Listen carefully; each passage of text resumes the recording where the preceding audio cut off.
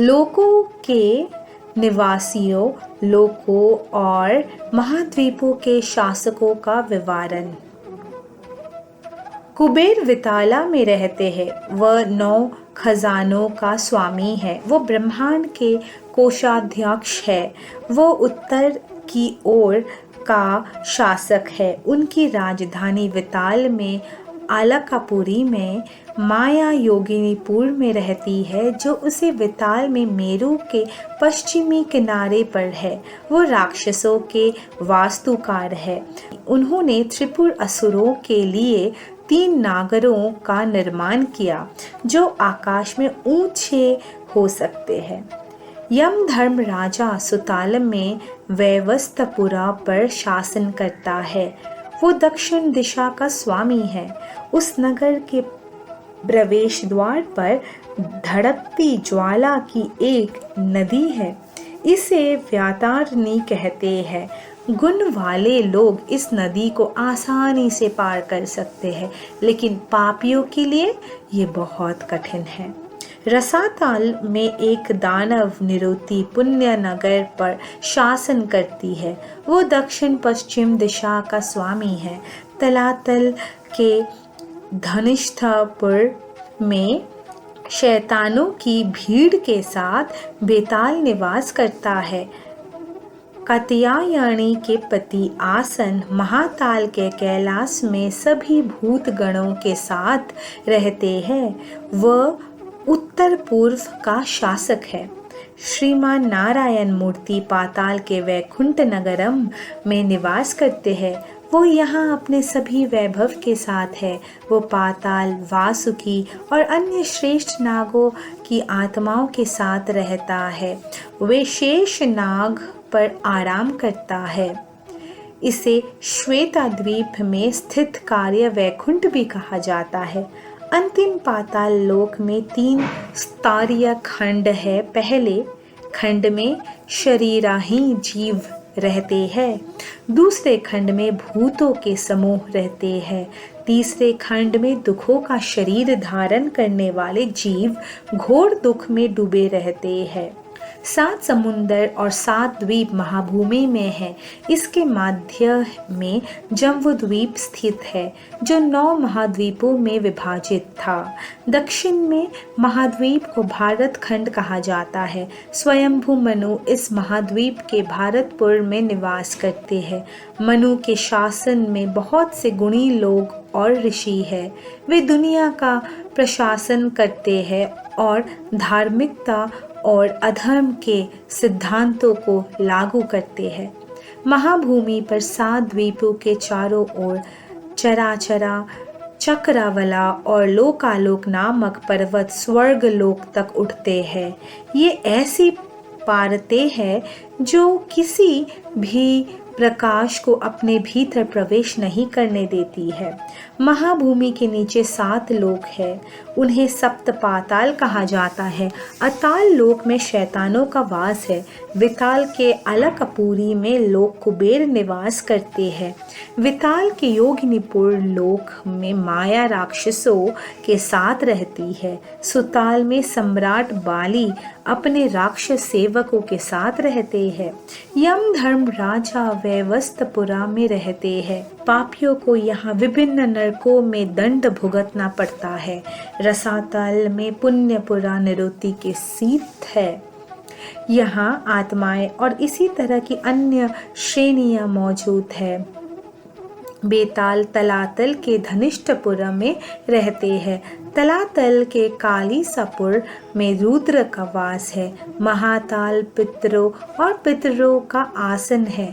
श्वेत द्वीप वैकुंठ पाताल में है।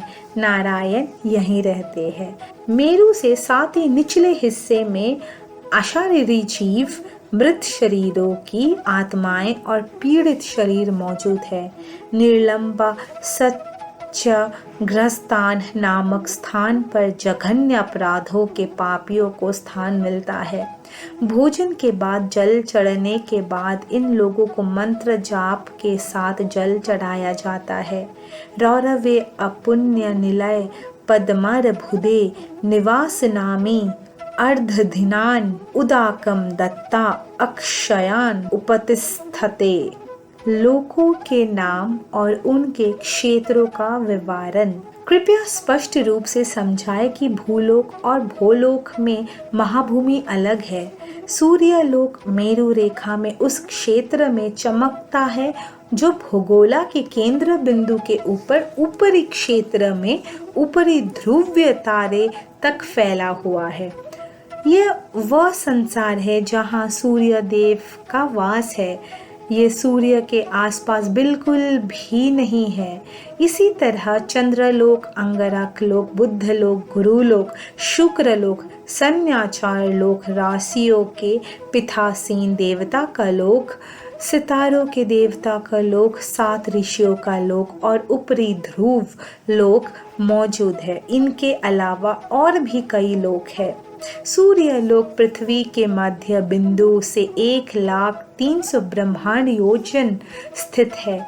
यह वो दुनिया है जहाँ पितासी देवता सूर्य भगवान रहते हैं। निम्नलिखित लोक पृथ्वी का केंद्र बिंदु से कुछ दूरी पर स्थित है, जैसे कि नीचे दिखाया गया है। उसी तरह स्वर्गलोक, महरलोक, जनलोक, तपोलोक और सत्यलोक पृथ्वी के केंद्र बिंदु से विभिन्न दूरी पर स्थित है। पृथ्वी के केंद्र बिंदु और ब्रह्मांड को गहराने वाली दीवार के भीड़ की दूरी 24 करोड़ 5 लाख ब्रह्मांड योजना है। पृथ्वी के केंद्र बिंदु और ब्रह्मांड के गहराने वाली बाहरी दीवार के बीच एक दूरी 25 करोड़ 5 लाख ब्रह्मांड योजना है। प्रलय काल में भालोक, भुवारलोक और सुवरलोक नष्ट हो जाते हैं। सुवरलोक के ऊपर महरलोक आंशिक रूप से नष्ट हो गया है और आंशिक रूप से बना हुआ है।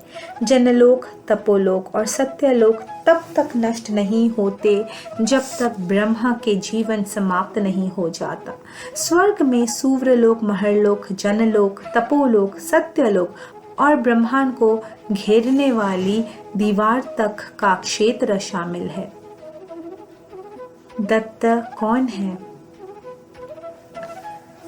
दादा नरसवधनी, दत्त के दर्शन का अनुभव करने के लिए आपको लाखों जन्मों की आवश्यकता होगी।